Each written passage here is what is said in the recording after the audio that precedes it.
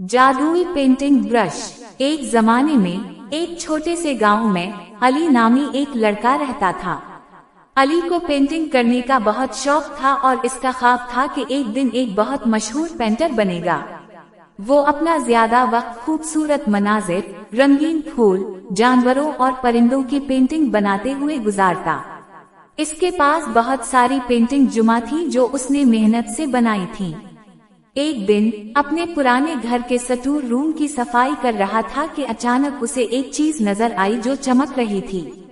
अली ने उसे जल्दी से उठा लिया और साफ करने लगा।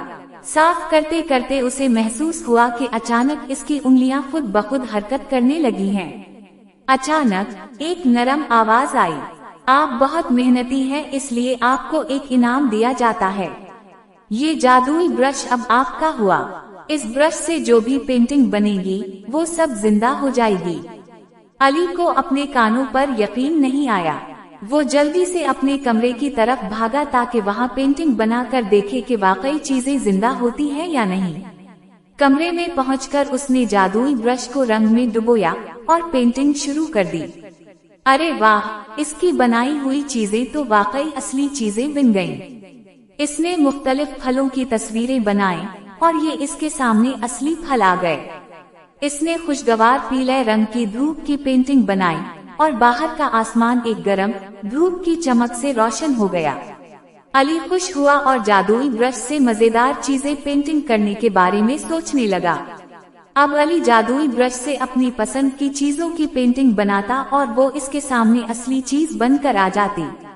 अब जादुई ब्रश की खबर पूरे गांव में फैल गई। गांव के लोग अली के पास आए और इससे अपनी अपनी पसंद की चीजों की पेंटिंग बनवाने लगे। अली बहुत खुश था कि अब उसे हर चीज घर में बैठकर मिलने लगी थी। इसने खूबसूरत बागात, मजेदार खाना और यहाँ तक कि एक बहुत बड़ी इमारत की पेंटिंग भी बना ली। लेकिन ये तो बहुत बड़ी जगह पर असल इमारत बन गई थी। अब अली को जल्द ही एहसास हुआ कि उसे जादुई ब्रश को अक्लमंदी से इस्तेमाल करने की जरूरत है। वो इस ब्रश से सिर्फ अपनी ख्वाहिश की चीजों की तस्वीरें बनाता रहता तो बहुत बड़ा मसला हो जाता कि वो इतनी चीजें कहाँ रखेगा। लिहाजा उसने फैसला किया कि अब वो इस ब्रश से अच्छे काम करने के लिए इस्तेमाल करेगा और लोगों की मदद करने के लिए पेंटिंग करेगा।